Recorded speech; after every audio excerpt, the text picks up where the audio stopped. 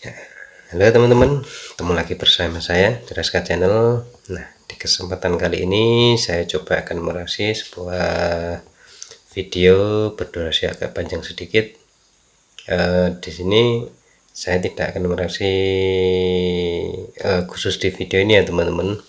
Saya nggak mereaksi video musik hasil seni karya atau apa. Ini salah satu public figure yang agak fenomenal.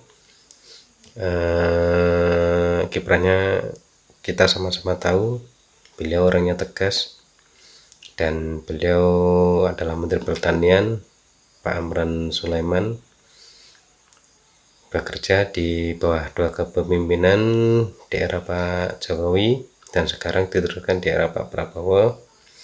Dan seperti apa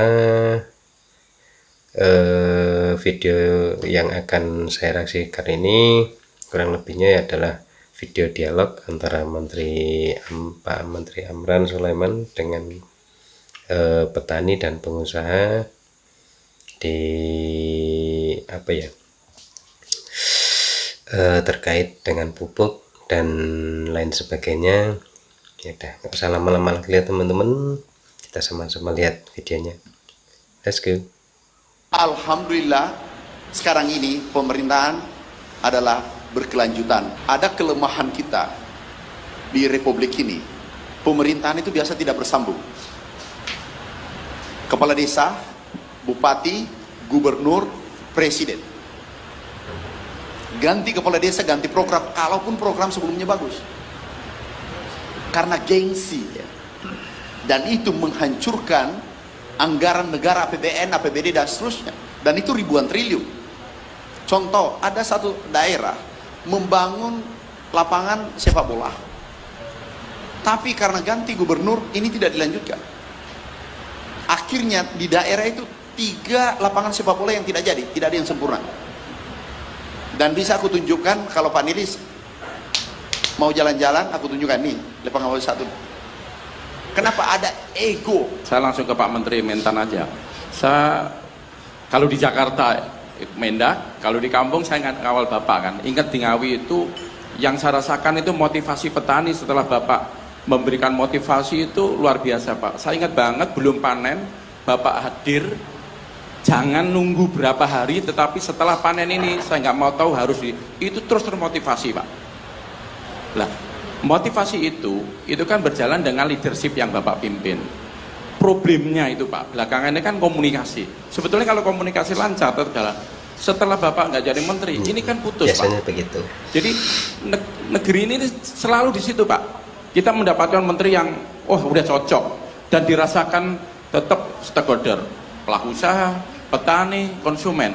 Tetapi setelah Bapak nggak jadi menteri kan jadi liar lagi tuh Pak. Yang Bapak waktu kita jadi saksi, kita kumpul di Ngawi, saya contoh yang real saja Pak Menteri, itu bisa 7 ton sampai 7,5 ton Pak. Hari ini 5,4. Kadang-kadang kita mengeluh ke siapa? Sebetulnya problemnya di situ Pak. Setelah nanti Bapak nggak jadi menteri, sekarang tadi kan udah ada pemaparan Bapak yang luar biasa.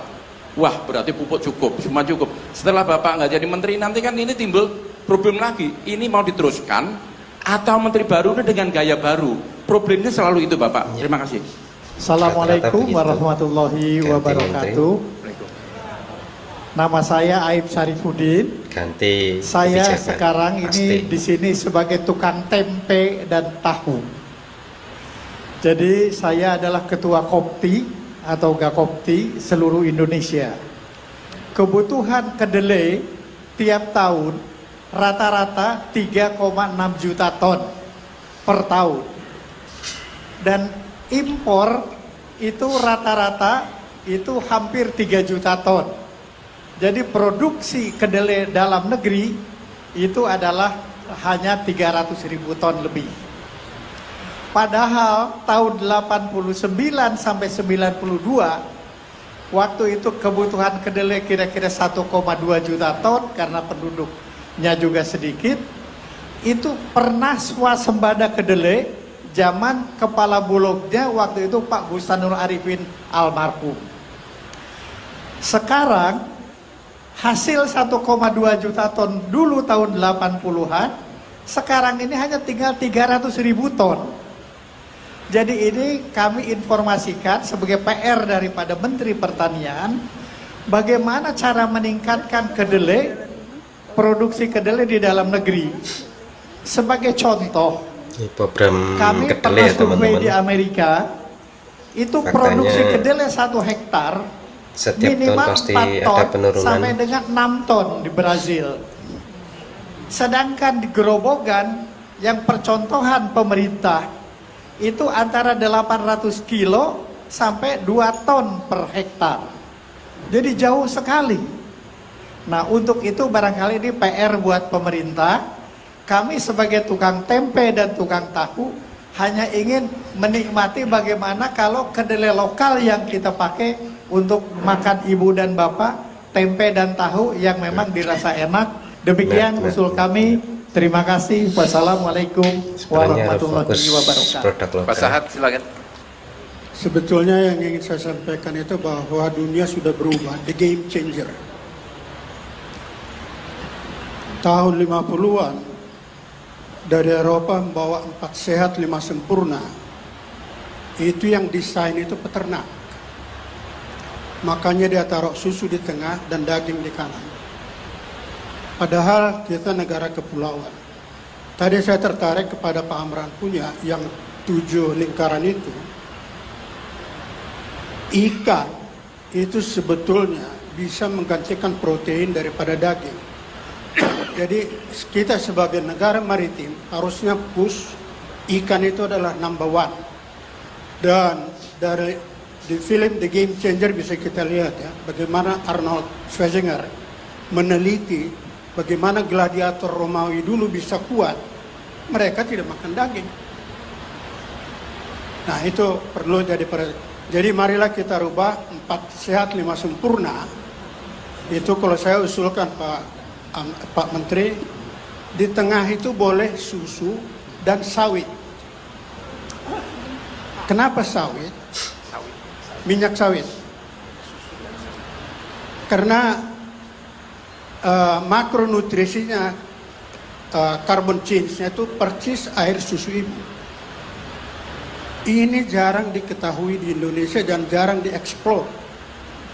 Jadi oleh karena itu saya sarankan Pak Menteri, tolonglah dirubah 4 sehat 5 sempurna yang zaman kuno dulu, dirubah menjadi 4 sehat 5 sempurna model baru, yaitu di tengah itu adalah susu dan sawit, di kanannya itu ikan dan ayam. Kalau bisa, jadi kita tidak tergantung karena kita bukan negara kontinental, kita adalah negara kepulauan.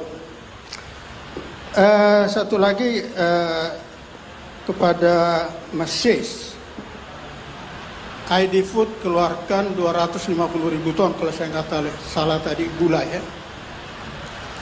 gula pasir. Siapa suruh kita bikin gula pasir? Ada yang bisa terangkan?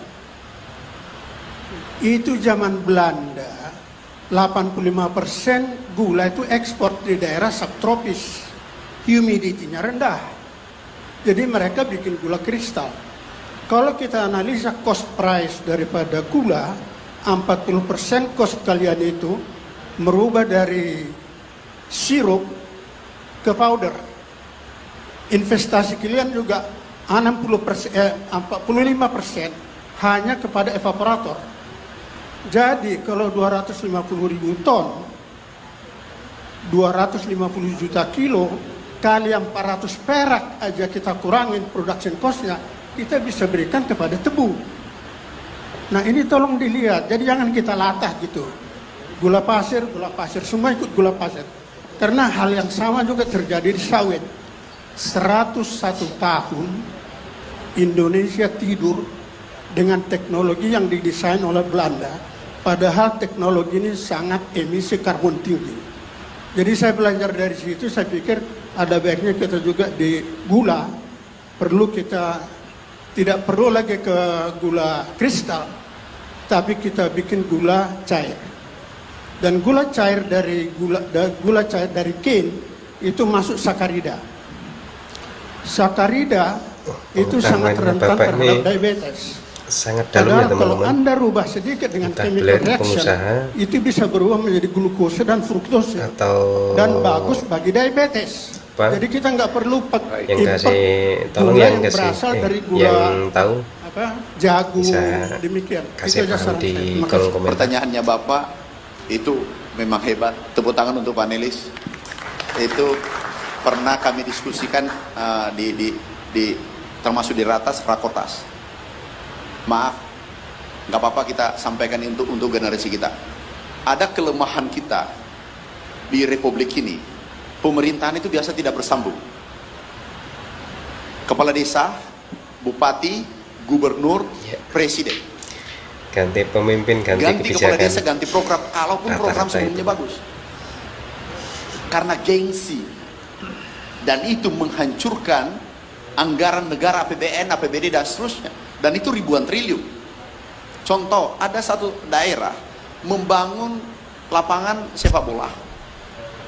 Tapi karena ganti gubernur, ini tidak dilanjutkan. Akhirnya di daerah itu 3 lapangan sepak bola yang tidak jadi, tidak ada yang sempurna. Dan bisa aku tunjukkan, kalau Pak Nilis mau jalan-jalan, aku tunjukkan nih, lapangan bola 1. Kenapa? Ada ego, ada gengsi, dia ingin legacy, padahal ini pemerintahan berkelanjutan. Terkadang ada program tidak lanjutkan, benar, tapi kami sudah kunci masalah pupuk, kami sudah kunci, sudah keluar peraturannya, itu kuantum, bukan harga. Tapi Bapak benar, Bapak sangat benar. Jadi kita negara menjadi negara poco-poco, 2 kali maju, 2 kali mundur. Kita berada middle income trap, nggak bisa melompat karena tidak berkelanjutan. Alhamdulillah sekarang ini pemerintahan adalah berkelanjutan. Moga-moga ke depan Indonesia 100-200 tahun seperti sekarang ini. Jadi adem, berkelanjutan. Maaf, saya beda pendapat. Pak Mendak kadang tidak enak di hati, tidak enak di telinga. Tapi saya katakan, bukan Amran, tapi Menteri Pertanian dengan Menteri Perdagangan, demi merah putih kita berhadapan. Bukan karena kepentingan pribadi, beliau sudah selesai hidupnya. Pengusaha besar, aku juga pengusaha tapi masih kecil.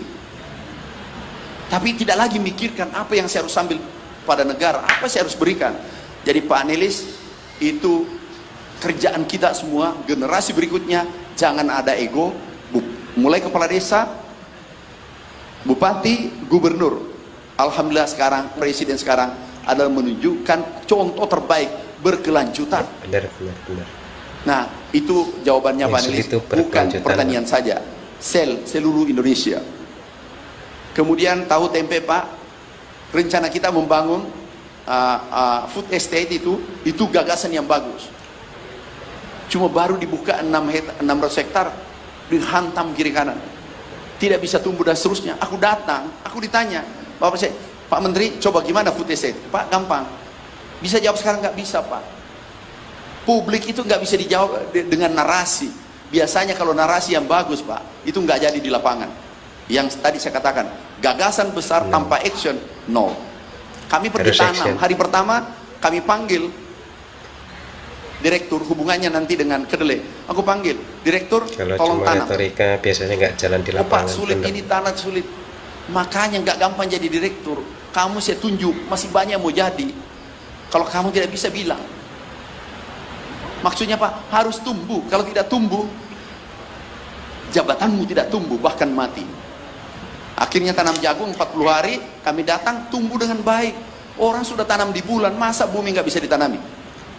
Jadi dengan segala cara, ada lagi yang viralkan, pot-pot. Itu pot uji coba. Kami tanam 10 hektar, 20 hektar, tumbuh dengan baik. Kalau ada kemauan pasti jadi. Akhirnya kemudian terjawab kemarin itu bahwa kami tanami jagung. Ada lagi yang jawab, tanam singkong, jagung tumbuh. Tapi nggak apa-apa. Itu kita nikmati aja. Kalau itu kita ambil pusing, kita yang stres jadi pemimpin. Yang terpenting aku berbuat yang baik, tidak melanggar undang-undang. Maaf, kami beragama Islam tidak melanggar Al-Quran dan hadis. Kami jalan.